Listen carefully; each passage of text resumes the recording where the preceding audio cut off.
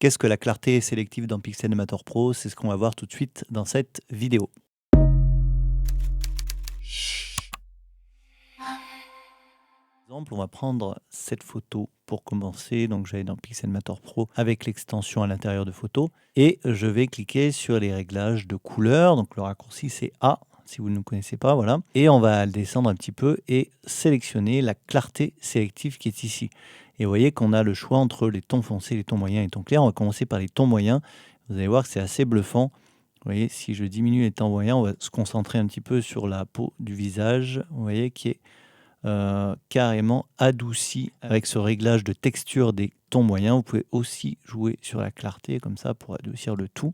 On peut même agir sur les tons clairs, sur les tons foncés pour adoucir le tout. Donc vous voyez, c'est assez bluffant. Je vais vous faire un petit comparatif avant-après avec ça. Hop, vous cliquez ici avant-après, ou alors vous appuyez sur Options et vous cliquez sur ce petit bouton pour pouvoir avoir cet élément pour comparer avant et après. Donc là, j'ai vraiment exagéré histoire de vous montrer un petit peu les possibilités de ce réglage. On va prendre un deuxième exemple. Je vais ouvrir cette photo de la même manière dans Pixelmator Pro à l'intérieur de photos. Ce que je vais faire, c'est que je vais commencer par jouer sur le point noir pour pouvoir assombrir ça. Je vais corriger un petit peu les petits défauts ici avec l'outil correcteur de Pixelmator Pro et on va se concentrer sur le visage. Donc j'appuie sur A pour aller dans mes corrections colorimétriques. Je vais sélectionner la clarté sélective. Donc faites attention de bien sélectionner le bon calque. Vous voyez que mes corrections sont sur le calque qui est au-dessus. Donc je vais me mettre sur le calque du dessous. Je coche clarté sélective et je vais... Voilà, vous voyez le visage là qui s'adoucit complètement. Donc, suivant les réglages que vous avez fait sur votre appareil photo ou l'éclairage, les peaux peuvent ne pas forcément être flatteuses. Donc là, ça permet de la retrouver. On peut aller même sur les tons clairs là à nouveau. Donc j'exagère évidemment.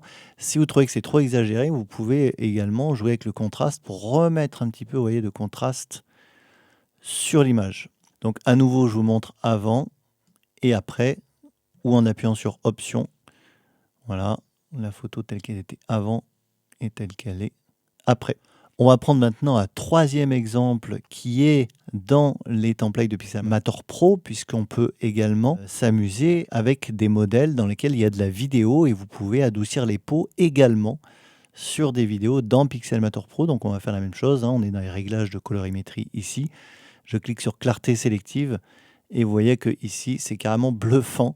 On va adoucir la peau alors même que c'est une vidéo. J'ai fait aucun masque, aucune sélection et vous voyez qu'il arrive directement à améliorer tout ça. On peut même exagérer. Là à nouveau je peux remettre un peu de contraste. Vous voyez, c'est vraiment bluffant. Je vous montre avant et je vous montre après. On peut voir la vidéo avant et la vidéo après.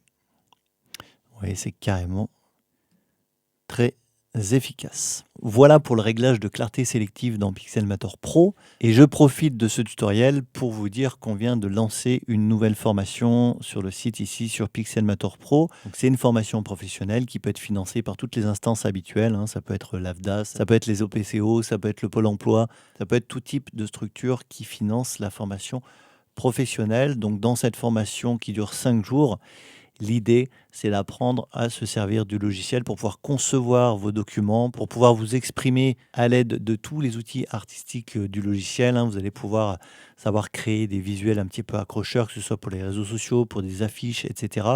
Vous allez pouvoir aussi régler tout ce qui concerne l'impression.